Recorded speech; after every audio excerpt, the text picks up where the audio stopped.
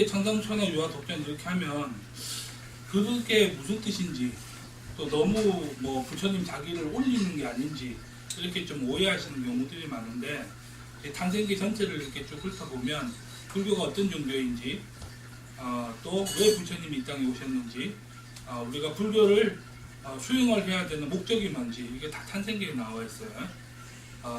먼저 이제 마야 부인이 꿈을 꾸는데 하늘에서 상아가 6개가 달린 흰 코끼리가 내려와가지고 침상 주변을 3번을 돌다가 오른쪽 옆구리로 이렇게 쑥 들어오는 꿈을 꿔요. 그러고 나서 이제 태몽을 그렇게 꾼 거죠. 그러고 나서 이제 태기가 생겼고, 그 다음에 그 당시에는 여자들이 아기를 친정집에 가서 낳는 풍습이 있었어요. 그래서 이제 산달이 다가오니까 이제 친정집에 가려고 콜리성이라고 친정이 콜리성이었는데 가는 도중에 그 룸비니 동산이 그 왕이 왕비를 위해서 이렇게 꾸며준 동산이에요. 가서 이제 꽃들이 만발하고 너무 이쁘니까 잠시 쉬어가겠다 라고 하고 거기서 잠시 쉬는데 산기가 온 거예요. 그래서 무수나무의 가지를 잡았는데 갑자기 이제 부처님이 오른쪽 옆구리에서 이렇게 태어났다.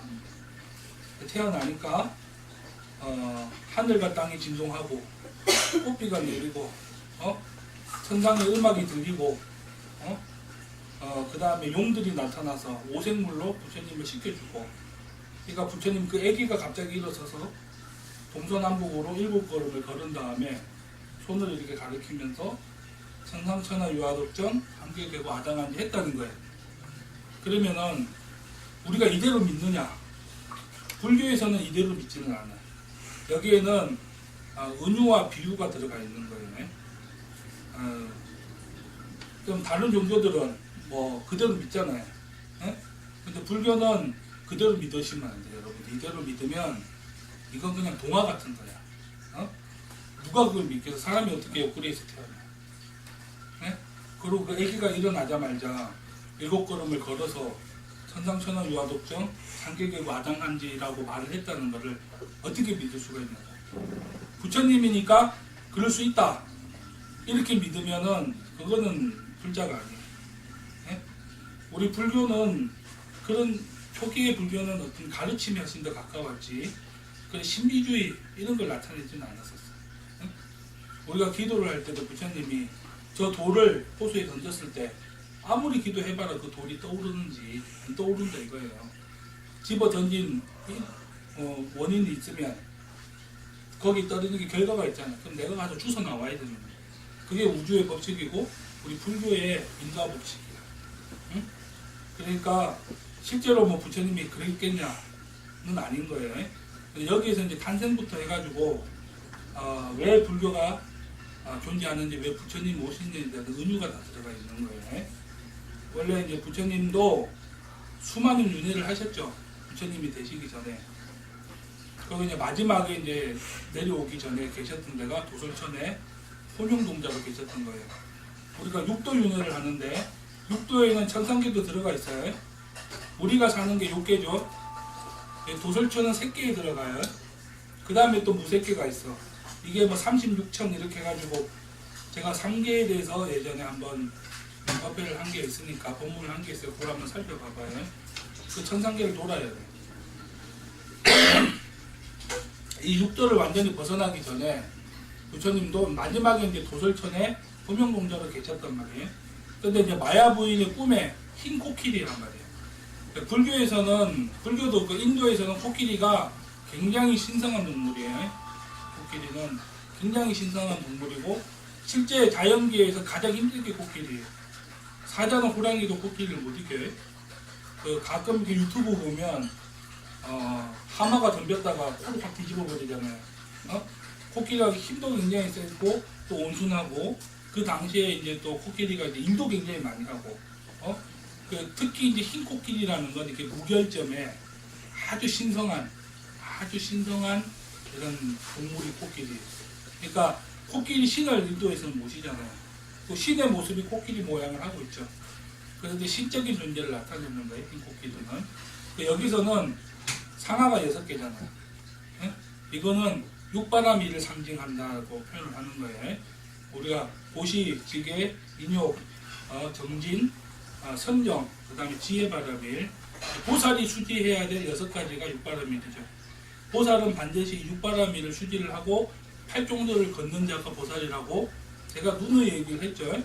그러니까 그런 희고 깨끗한 어떤 신성한 존재, 바로 보살, 신적인 존재, 육바라밀을 수지한 이 보살과 같은 그런 신성한 존재가 들어왔다 이거지. 네? 그런데 왜 옆구리로 들어와요?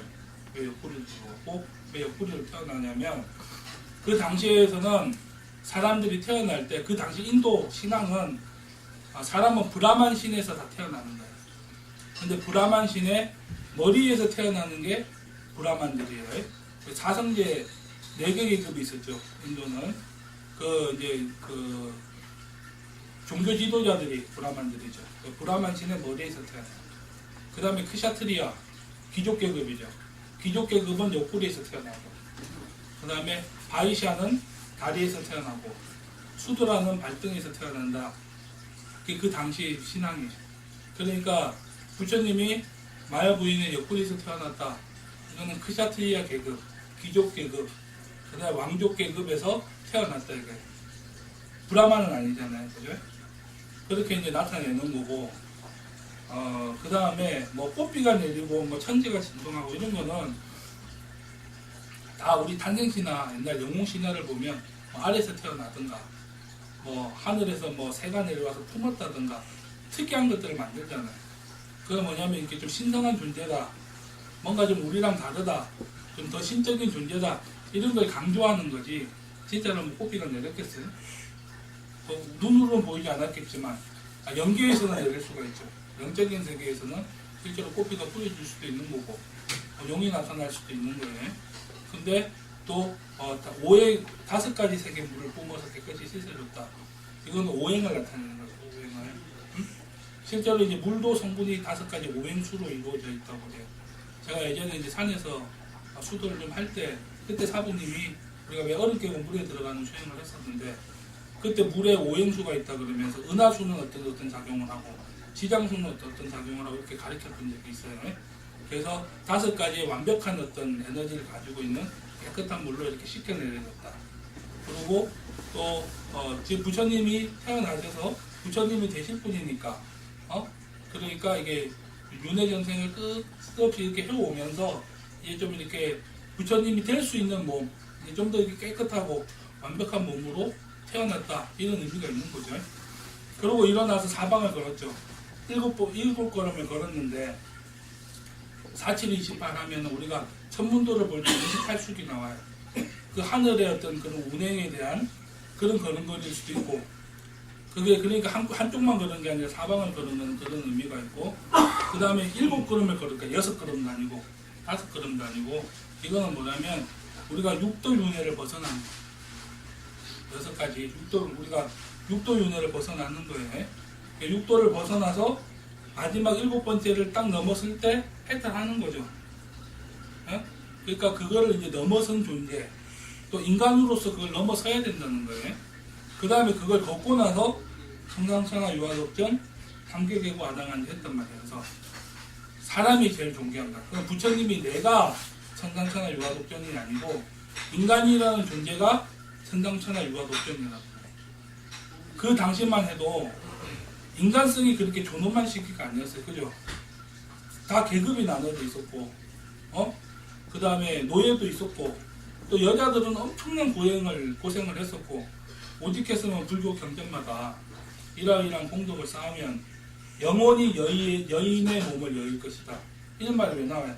그만큼 그 당시에는 여자로 태어난다는 것 자체가 형벌이고 고통이었던 거예요. 그죠? 그런 어떤 거를, 그런 인간이 존엄한 시대가 아니었단 말이에요. 신이 존엄했지. 그 전까지만 해도. 사람은 신의 어떤 노예나 신에 중속되어 있는 종 같은 그런 개념이었지, 사람이 신인 시대가 아니었다고. 근데 부처님이 천상천하 유아독전이라는 말을 함으로 인해 가지고 이 우주에 인간이 가장 존귀하다. 인간만큼 귀한 존재가 없다. 내가 있음으로 인해서 이 우주가 있고 내가 죽음으로 인해서 이 우주가 없어지는 거야. 응? 내가 이 우주의 중심이고 우리 인간이 그만큼 소중하고 우리 인간 그 개개인에 들어있는 그 불성이 다 부처님이고 그런 인간이 가장 존귀하다고 어떻게 보면 인류 역사상 처음으로 선언을 하는 거예요. 신의 시대에서 인간의 시대로 가는 거예요. 신본에서 인본으로 넘어오는 거하고 마찬가지예요. 그러니까 천상천하 유아독전인 거예요. 나보다 높은 신은 없는 거야. 그죠? 그러니까 인간이 가장 존귀하다. 이게 굉장한 의미네요. 우리가 지금은 당연하게 받아들이지만 예전에는 어때요? 엄청난 선언인 거예요. 우리가 지금은 대통령을 뽑고 모두 다 평등하고 민주주의 사회에 사니까 이게 당연하지만 조선시대 때 계급제도가 있을 때 한번 봐봐요. 지금 사회는 진짜 천지개벽한 사회예요. 응? 이런 것들을 다 꿈꾸다가 죽었다고 사람들이. 그죠? 그래서 이걸 2600년 전에 인간 선언을 했다는 거예요. 그래서 불교가 위대한 것이 여기 저는 그렇게 생각해요. 네, 인간이 가장 존귀하다고 했기 때문에. 그 다음에 3계계고 아당한지 이 3계가 다 고통이다 이거죠. 이렇게 나고 죽고 생로병사 하는 것 자체가 불교에서는 고통이라고 보는 거죠.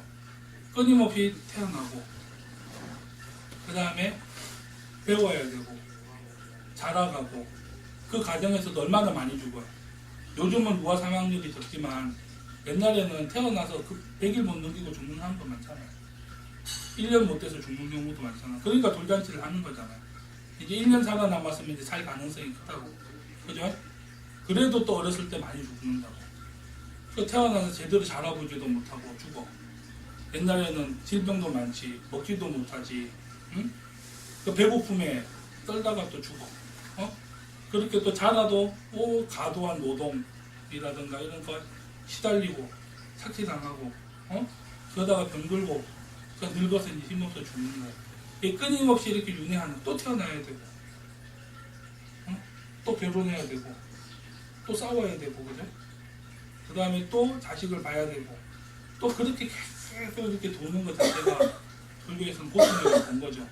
그래서 이 육도 윤회를 벗어났을 때 우리가 해탈을 하고 성불을 했을 때 영원한 열반에 드는 거, 열반, 니르바나, 욕망의 불꽃이 싹 꺼진 상태, 아주 고요한 상태, 마음이 편안하고 고요한 그런 열반 적정의 상태에 가기 위한 게 불교의 목적이죠. 그죠? 그리고 부처님은 이 땅에 왜 오셨어요? 3계계고 아당한지 하기 위해서. 내 마땅히 일을 편안하게 하기라. 어떻게 편안하게 가르침을 통해서, 불법을 통해서, 그죠?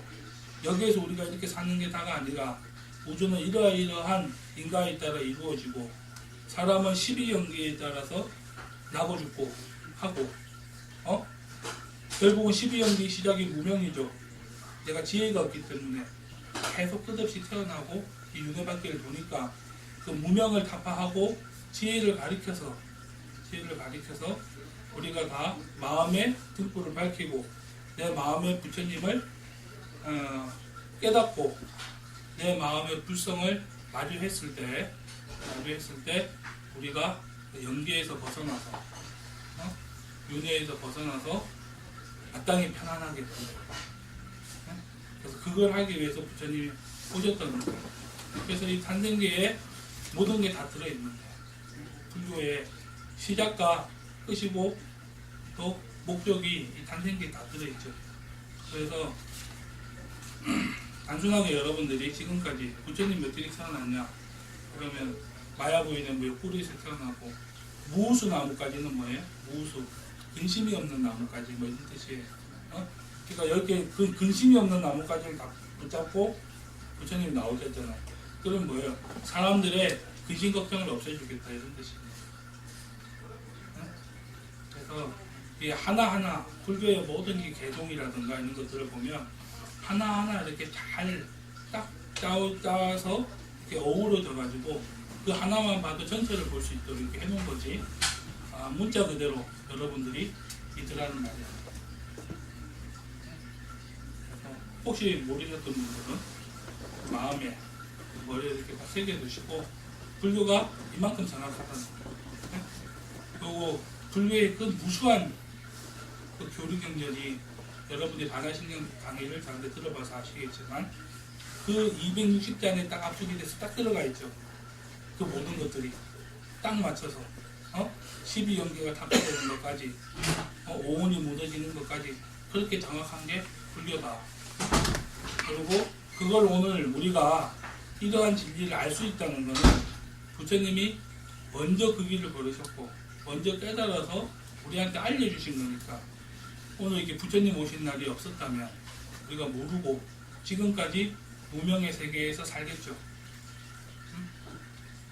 그러니까 그만큼 이제 큰 의미가 있는 날이 오늘이니까 여러분 한 분 한 분이 마음속의 불성을 밝혀서 한 분 한 분이 등이 돼서 부처님 오신 날을 이렇게 밝히는 그런 진리의 빛이 되시는 그리고 그 불이 옆 사람들한테 아직 무명에 있는 사람들한테 이렇게 번져나가실 수 있도록 오늘 우리가 부처님 오신 날을 맞이해가지고 다시 한번 마음속에 새길 수 있었으면 좋겠습니다. 본문 이걸로 마치고